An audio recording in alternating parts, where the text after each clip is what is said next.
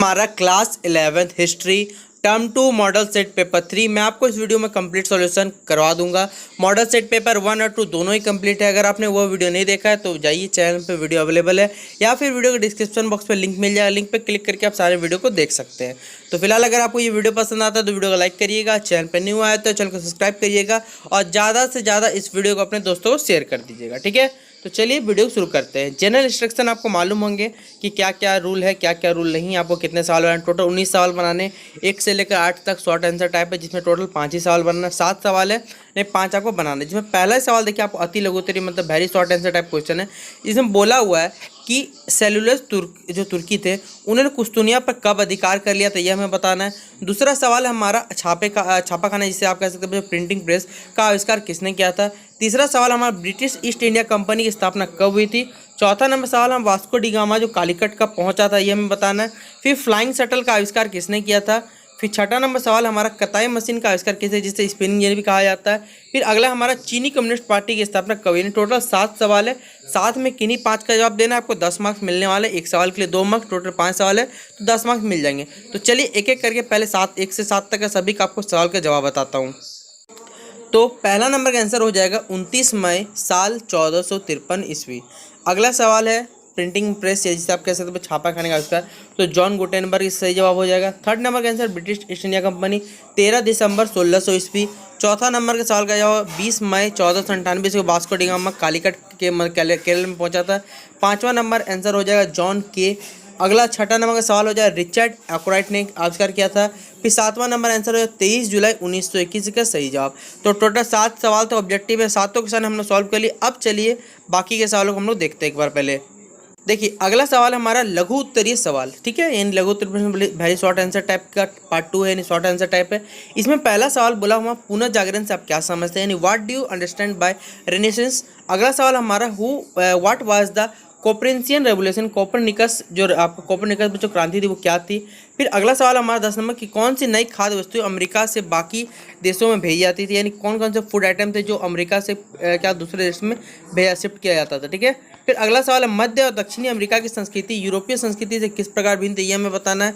अगला हमारा ब्रिटेन में औद्योगिकरण के स्वरूप पर कच्चे माल की आपूर्ति पर देखिए क्या प्रभाव पड़ा, यानी what was the effect of the supply of raw material on the nature of industrialisation of Britain.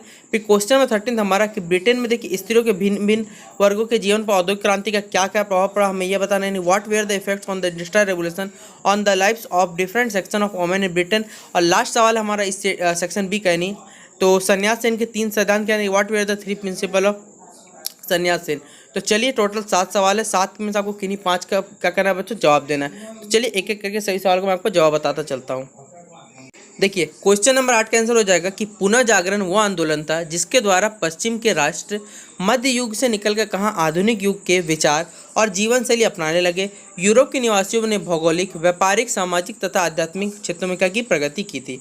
फिर अगला हमारा जिसे आप कोपरनिकस क्रांति के नाम से जानते हैं, कोपरनिकन क्रांति का नया पॉलिस मूल के एक खगोल विज्ञानी से आया था जो 1473 और 1573 के बीच रहता था और जो फिर 1500 आसपास उन्होंने रोम में विज्ञान और खगोल विज्ञान का आविष्कार किया और यह इसका अंतिम क्षेत्र में था जिसमें वैज्ञानिक ऐसे क्षेत्र खोजना की जो विज्ञान में क्रांति लाए। ठीक है, अगला कौन कौन सा मसाले देखिए ट्रांसफर किया था कौन अमेरिका से, तो मक्का, कसावा, कुमाला, आलू, शकरकंद आदि खाद्य वस्तुएं दक्षिण अमेरिका से बाकी देशों में क्या भेजी जाती थी।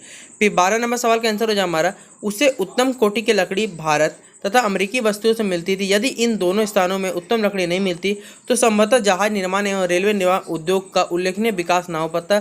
अतः यह स्पष्ट हो जाता है कि ब्रिटेन के औद्योगिकरण के स्वरूप पर कच्चे माल की आपूर्ति का पर्याप्त प्रभाव हुआ। ठीक है, फिर अगला 13 नंबर सवाल आंसर हमारा कि ब्रिटेन में औद्योगिकरण स्त्रियों को कारखाने में ज़्यादा देर तक काम करने के फलस्वरूप उनका बुरा प्रभाव उनके स्वास्थ्य पर दिखने लगा। स्त्रियों का गृहस्थ जीवन बर्बाद की कार पा गए थे। वहीं दूसरी तरफ औद्योगिकरण स्पन एवं जो संपन्न एवं उच्च वर्ग की जो महिलाएं थी जीवन और भी क्या उनका आनंदमय हो चुका था। ठीक है, फिर 14 नंबर सवाल का आंसर हमारा देखिए क्या क्या 3 पॉलिसी मतलब क्या क्या 3 प्रिंसिपल थे, सिद्धांत थे। तो राष्ट्रवाद इसका अर्थ या था माचू राजवंश को सत्ता से हटाना क्योंकि उसे विदेशी राजवंश माना जाता था, साथ ही विदेशी साम्राज्यवादी को चीन से बाहर निकालना। दूसरा गणतंत्र देश में गणतांत्रिक सरकार की स्थापना करना और तीसरा समाजवाद यानी पूंजी का नियमन करना तथा भूमि के स्वास्थ्य में बराबरी लाना।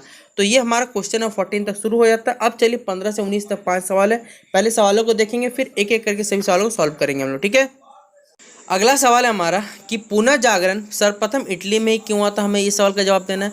फिर अगला सवाल है हमारा विज्ञान और दर्शन में अरबियों का क्या योगदान रहा, ये सवाल भी हमसे पूछा हुआ है। मैं आपको पहले बता देता हूँ कि ये जो सवाल है हमारा, ठीक है, क्वेश्चन में 11 को मैंने यहाँ पर ड्रॉप किया हुआ है। पहले बता देता हूँ कि दोनों की संस्कृति में क्या अंतर था, ये सवाल छोड़ा हुआ है, ये मैं आपको नेक्स्ट वीडियो में बता दूंगा इसका सही जवाब, ठीक है। फिर अगला है हमारा कि विज्ञान, ये तो हो गया 16 नंबर हो गया हमारा।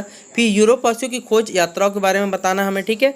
फिर अगला सवाल हमारा कि ब्रिटेन 1973 से 1815 तक कई युद्धों में शामिल है, जिसका ब्रिटेन के उद्योग को क्या प्रभाव पड़ा, ये बताना है। फिर अगला हमारा मेजी पुनर्स्थापना से पहले वो अहम घटनाएं क्या थी जिन्होंने जापान की तीव्र आधुनिकीकरण को संभव किया। तो टोटल 5 सवाल हो गए। तो चलिए 5 सवाल मैं आपको पहले बता दूँ। 16 नंबर आपको टोटल 3 ही सवाल बनाना है, जिसमें मैं आपको बस 16 नंबर का आंसर नहीं बताऊँ। 16 नंबर का लास्ट लेक्चर में आपको, लास्ट लेक्चर मतलब जो ये सवाल देखिए जो मॉडल सेट छूट गया वो एक ही वीडियो में कंप्लीट करवा दूंगा, ठीक है। तो चलिए 15, 17, 18, 19 के सवालों का आंसर एक एक करके हम लोग देखते हैं। देखिए अगला हमारा कि इटली में ही पुनः जागरण की शुरुआत के कारण इटली एक समृद्ध देश या फिर समृद्धि का कारण बना। विदेशी व्यापार भूमध्य सागर और देश में सबसे अनुकूल स्थिति इटली का भी था, जिससे मध्यकालीन के अरब व्यापारियों द्वारा देशों से लाया गया। सामान्यतः अधिकांशतः इटली में ही बिकता रहा, यही यहाँ से एशियाई वस्तु उन्होंने यूरोप जाती थी, ठीक है। फिर 17 नंबर सवाल के आंसर, इसी कारण वहाँ के मूल निवासियों को रेड इंडियंस के नाम से जाना जाए। कोलंबस की यात्रा के करीब 5 साल बाद पुर्तगाल के नाविक वास्को डी गामा जुलाई 1498 ईस्वी में भारत का समुद्री मार्ग खोजने लगे। वास्को डी गामा ने समुद्र के रास्ते कालीकट पहुंचे यूरोप वासियों के लिए भारत पहुंचाने का नया मार्ग खोज लिया था, ठीक है। 17 नंबर का आंसर हो गया। फिर अगला हमारा 1793 से लेकर 1815 तक ब्रिटेन का फ्रांस के साथ लंबा युद्ध चलता रहा। इसके परिणामस्वरूप क्या हुआ कि जो इंग्लैंड और यूरोप के बीच चलने वाला व्यापार था वो छिन्न भिन्न हो गया। बेबस होकर इंग्लैंड को अपनी फैक्ट्रियों को मजबूरन बंद करना पड़ा। इससे बेरोजगारी बढ़ गई और रोटी, मांस जैसा जो भी आवश्यक खाद्य पदार्थ थे वहाँ की कीमत में दाम क्या ना बढ़ने लगा, ठीक है। तो यही इसका आंसर यहाँ पर लिखा हुआ है। अगला हमारा 19 नंबर सवाल है, ठीक है। हमारा 19 नंबर सवाल का आंसर यहाँ पर है कि 1867 से 1868 में, ठीक है, क्या हुआ था कि जापान में एक युगांतकारी घटना मेजी पुनर्स्थापना के रूप में घटी। सदियों पूर्व जापान में 2 अहम प्रशासनिक शक्तियां थी, सम्राट तथा प्रधान सेनापति अथवा शोगुन। हालांकि प्रशासन की समस्त शक्तियां शोगुन में केंद्रित थी। सम्राट एकमात्र राजनीतिक मुखौटा होते थे, किंतु 1668 ईस्वी में एक आंदोलन द्वारा शोगुन का पद समाप्त कर दिया गया। इसके सारे अधिकार सम्राट के हाथों में दे दिए गए। नए सम्राट 14 वर्षीय ने मेजी की उपाधारण की। मेजी पुनर्स्थापना से पूर्व जापान की कुछ पूर्ण घटनाएं हुई थी, फलतः आधुनिकीकरण का मार्ग क्या हुआ, प्रशस्त हो गया। तो ये इसका जवाब यहाँ से आपको मिल जाएगा। तो टोटल मैंने आपको सभी सवालों के लगभग सवालों के आंसर बता दिए। आशा करता हूँ कि आपको हिस्ट्री का जो टर्म 2 का मॉडल सेट है वो अच्छी तरह कंप्लीट समझ में आ गया होगा। अब देखिए 1 या 1.5 दिन में आपको बता देता हूँ, जैसे ही इस वीडियो पे भी 2K+ व्यू आ जाएगा, आपको मॉडल सेट 1, 2, 3 तीनों का PDF प्रोवाइड कर दिया जाएगा, जिसका लिंक वीडियो के डिस्क्रिप्शन बॉक्स में है। लेकिन टर्म्स एंड कंडीशन बता 2K+ व्यू चाहिए तभी, और 200+ लाइक चाहिए तभी आप सभी बच्चों को मैं आपको सारा का सारा प्रीपेड प्रोवाइड कर दूंगा, ठीक है।